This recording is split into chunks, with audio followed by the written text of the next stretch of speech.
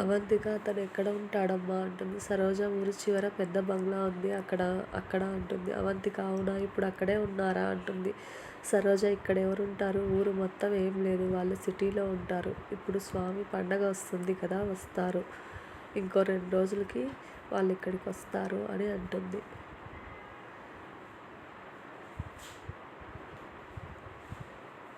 అవంతిక సరే అమ్మా, నేను వెళ్ళొస్తాను అంటుంది. సరోజ సరే అని లోపలికి పోతుంది.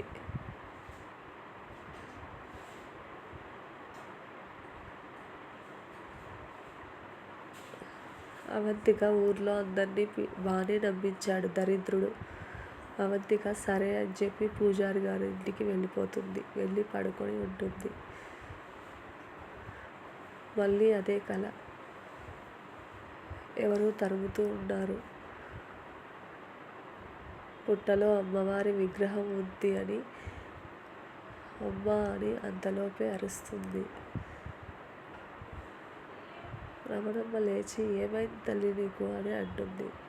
పూజారి ఏమైంది తల్లి, అవంతిక ఏమైంది నీకు అని అడుగుతాడు.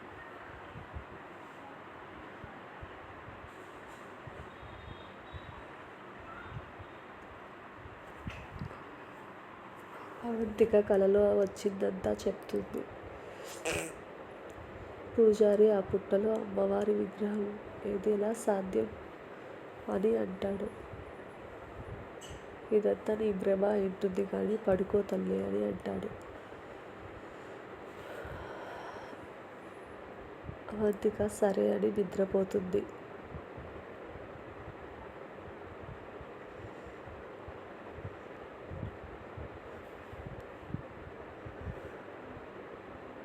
మరుసటి రోజు అవంతిక ఏదో ఉంది అని గుడిలోకి వెళ్ళి ప్రదక్షిణలు చేసి దేవుని ముక్కొని గుడి వెనకకు వెళ్తుంది.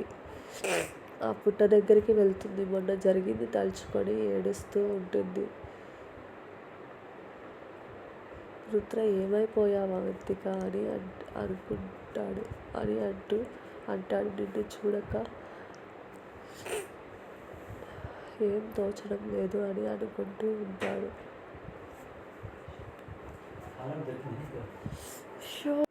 రుద్ర ఏమైపోయావు అవంతిక అని అంటాడు. నిన్ను చూడక ఏం తోచడం లేదు అని కలవరిస్తూ నిద్రపోతాడు. అవంతిక రుద్ర రుద్ర అని ఏడుస్తూ ఉంటుంది. రుద్ర అవంతిక కోసం ఏం తినడు, ఆలోచిస్తూ ఉంటాడు. సావిత్రమ్మ తిను రుద్ర అని పెడుతుంది. రుద్ర వద్దు అని నిదానంగా లేచి కుంటుకుంటూ పైకి వెళ్తాడు. సావిత్రమ్మ ఇదంతా చూసి బాధపడుతూ ఉంటుంది. ఆనంద్ వర్మ చూసావా, ఒకసారి ముడిపడిన బంధాన్ని ఎవరూ విడదీయలేరు అని అంటాడు.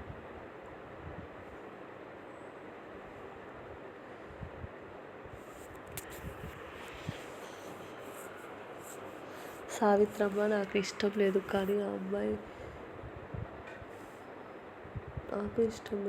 ఆ అమ్మాయి వల్ల అబ్బాయికి ఏమవుతుందో అని భయంగా ఉంది అని అంటుంది.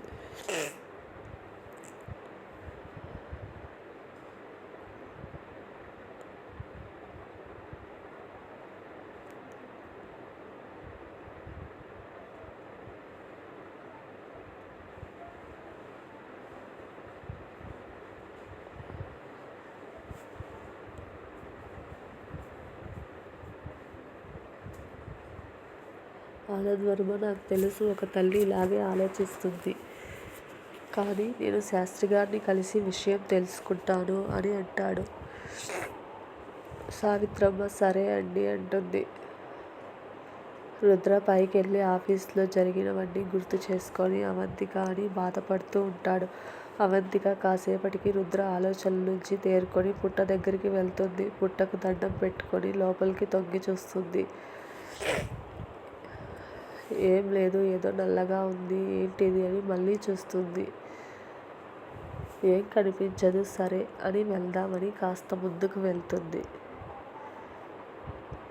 పెద్ద కోనేరు అని అక్కడ కూర్చొని ఉంటుంది. రుద్ర ఆ కోనేరు గురించి పుట్ట గురించి ఆలోచిస్తూ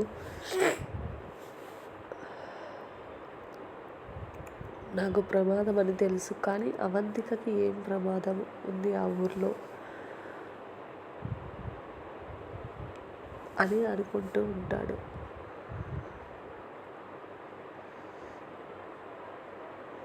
అవంతిక ఆ రోజు కోనేరు వద్ద ఎంత హ్యాపీగా ఉన్నాను నేను, ఇద్దరం కలిసి ఎంతో బాగా ఉన్నామని తలుచుకొని ఏడుస్తూ ఉంటుంది.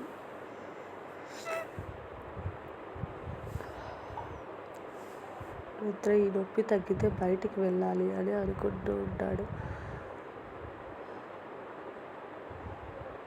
ఆనంద్ వర్మ శాస్త్రి గారిని కలవాలి అని గుడికి వెళ్తాడు.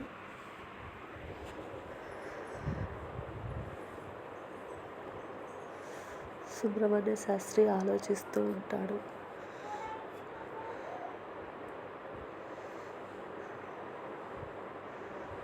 ఆనంద్ వర్మ నమస్తే శాస్త్రి గారు అని అంటాడు. సుబ్రహ్మణ్య శాస్త్రి నమస్తే అని అంటాడు.